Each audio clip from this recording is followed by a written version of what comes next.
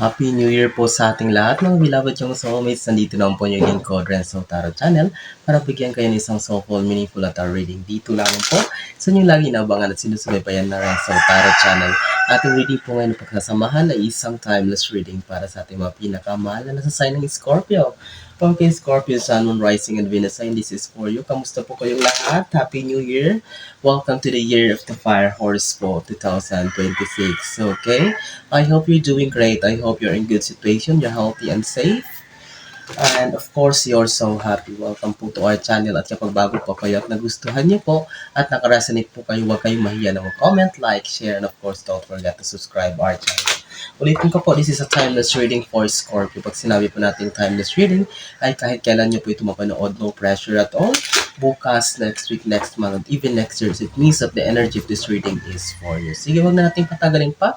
Scorpio, kunin na natin ang isang pambaraha para sa iyong timeless reading. Spirit Universe, Spirit Guides, Angels, Ancestors, Holy Spirit, 10 cards please for Scorpio. Maraming salamat po sa inyong walang sawang tiwala, support at pagmamahal na ibinibigay sa Renzo Tarot Channel. Simula noon hanggang ngayon ay hindi niyo po kayo naiiwan at maraming salamat po. Sige, Spirit Universe, Spirit Guides, Angels, Ancestors. So, mega shoutout po ha sa lahat ng ating soulmates sa buong Pilipinas at sa buong mundo na laging nanonood at nakaabang. Maraming salamat po sa inyo. Okay, Scorpio, your 10 cards are now complete. Let's begin your timeless reading sa unang barahan natin na 5 of Cups. Okay, I can see her sadness. There's an emptiness daw kayo nararamdaman ngayon, Scorpio. Siguro hindi lang halata sa panlabas na inyong anyo or parang the way kung anong pinapakita nyo sa labas sa community. But deep inside, parang marang isang bagay, isang problema na bumabagabag sa isipan nyo. Actually, matagal na ito.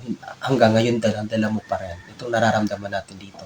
It seems na parang, yun nga, parang akala ng iba, wala ka ng problema, Scorpio. But, hindi ito basta-basta kasi hindi ito magtatagal sa isipan mo kung hindi talaga ito nakakabagabag or it keeps on bothering you.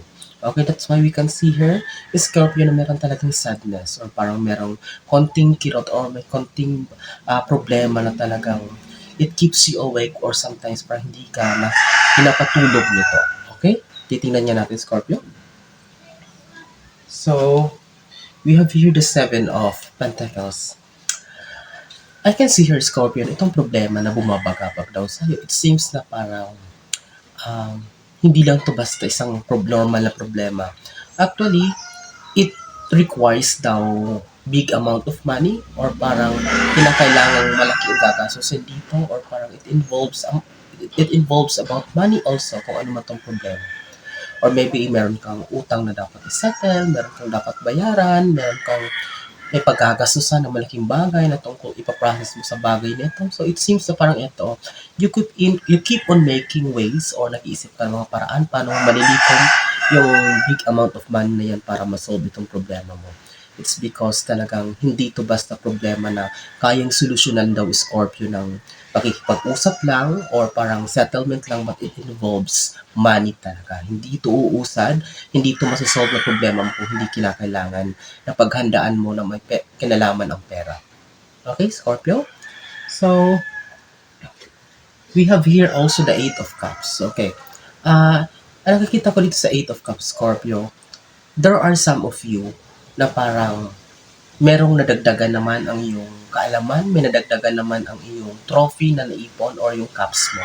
Siguro, Scorpio, I can see here na lately naka-receive kayo ng promotion or lately parang nagpa-process kayo ng promotion. Okay, Scorpio, kung kayo ito.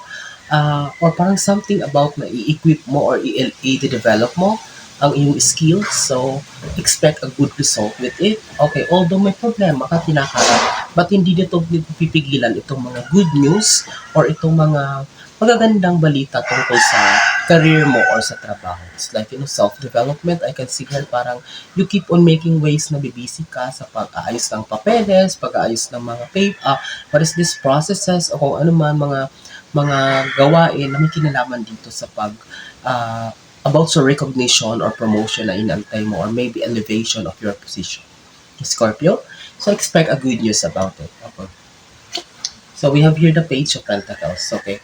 So Page of Pentacles, I can see here that this problem that keeps on lingering on your mind, na nagre-require ng pera, ay masusolusyonan.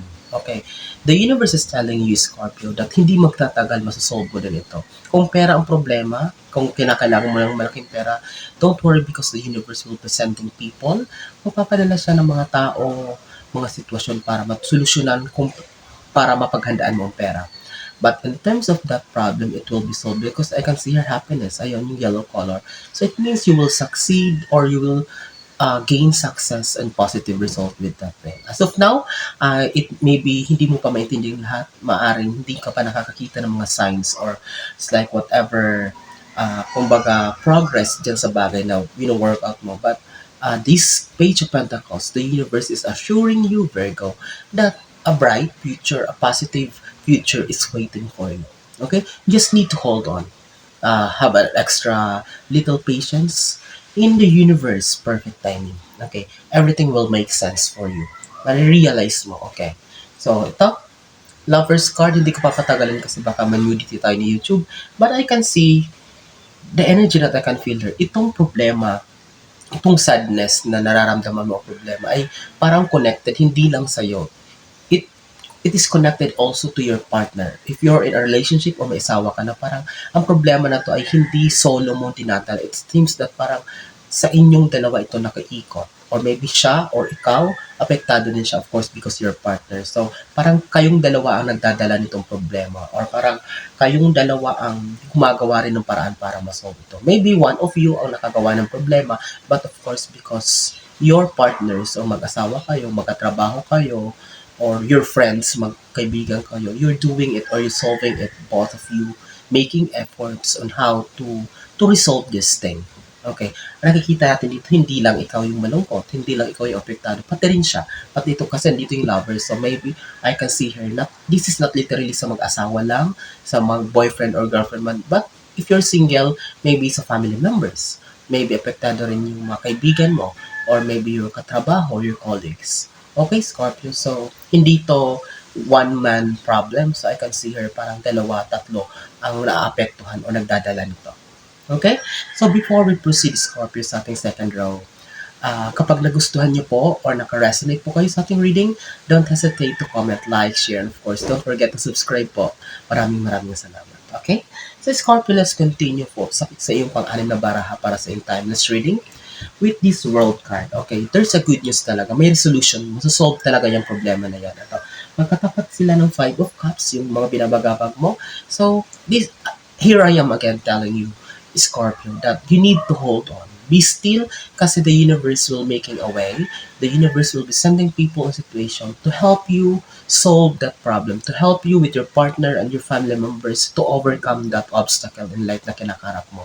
This world card signifies new beginning, good news, positive result. So, new door of opportunity na magbubukas para sa'yo. Okay? So, Scorpio, I know it's not easy na sabihin ko na mag-move on kayo or kalimutan ng lahat. Okay? But if you can, because I know that you're strong, alam ko mga titibay ang loob ng mga Scorpio. Little by little, one step at a time, you make a way, magugulat ka. Everything will fall into place. Darating isang bagsakan ang lahat ng mga sitwasyon, tao, natutulong, magugulat ka. Tapos na ang lahat. Okay? Resolve na ang lahat. And you will be moving forward into a life na bago na naman, na puno naman ng pag-asa. Okay? So, meron talaga pag-asa. So, hindi pwede, hindi papayag sa universe na ang problema natin ay matapos hanggang forever. Okay? So, Scorpio, we have here the 8 of Wands. So, regarding with this, itong pera na sinasabi kong parang iniisip mo kung paano mo maiipon, malilikom, para gagamitin mo dyan sa isang problema na kinakaharap mo. The Scorpio, with this 8 of Wands na katapat, I can see here maraming tulong na parating sa inyo. Maraming tao ang lalapit sa inyo, maraming opportunities, situations na magbubukas para sa inyo para magawa niyo ng paraan kung ano man ang problema o kung ano man yung mga bagay na inyong nais ma-solve or nais makamit. Okay? Expect massive support, expect things na maging mabilis ang lahat, sabay-sabay, so magugulat ka because akala mo wala nang pag-asa, akala mo wala nang tutulong sa inyo, wala nang magbubukas ng mga opportunities. But here, this 8 of Wands signifies that magsasabay-sabay ito, Scorpio. Oh, it means that talagang it will be overwhelming for you, Scorpio. Okay? So, Eight of Wands signifies fast approaches. It's a windfall. Sabay-sabay na paghulog ng opportunities and blessings for you, Scorpio.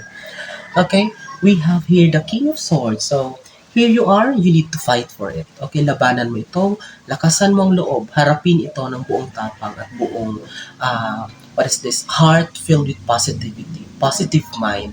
Okay, this King of Swords signifies maturity, hierarchy, at the same time, freedom, independence, Scorpio.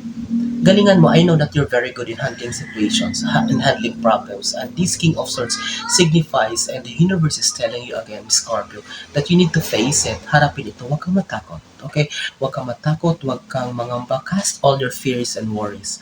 Just face it. Okay? Maraming tutulong. Maraming solusyon na parating. Kailangan mo lang harapin ito ng buo ang loob at walang takot. Okay? So, Scorpio, we have here also the Five of Pentacles. Kita mo, connected talaga ang mga baraha.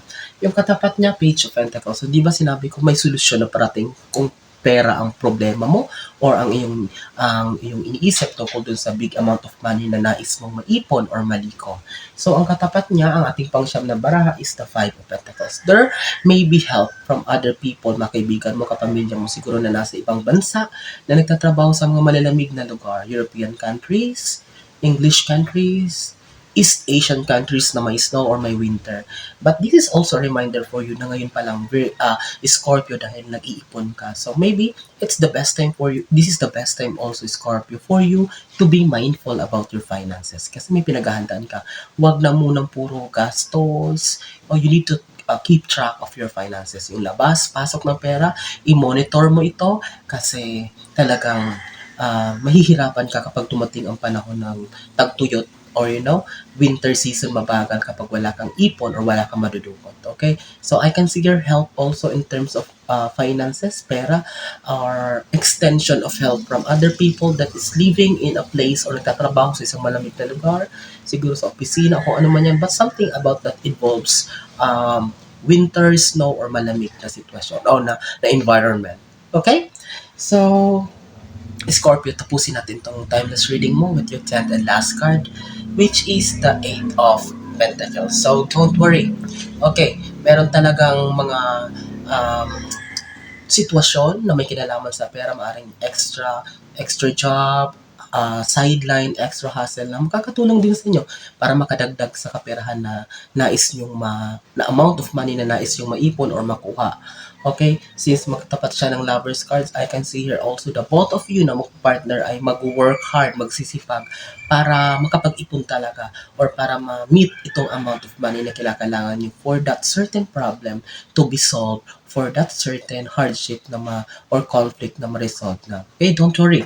You need to work hard, both of you, magkaroon ng communication, maayos na communication, magtulungan kayong dalawa, sipagan nyo lang and always meditate and pray. The universe is behind your back, Scorpio. So don't worry. Everything will be solved. Everything will be alright. Just put your faith and trust in the universe and magugulat kayo. You will be wake up in the next day that everything will be okay, will be solved, and everything will fall into place for you.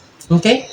So, Scorpio, I hope and I pray na nagustuhan nyo o nakaresonate po kayo sa ating reading ngayon. I'm wishing you all the best in life.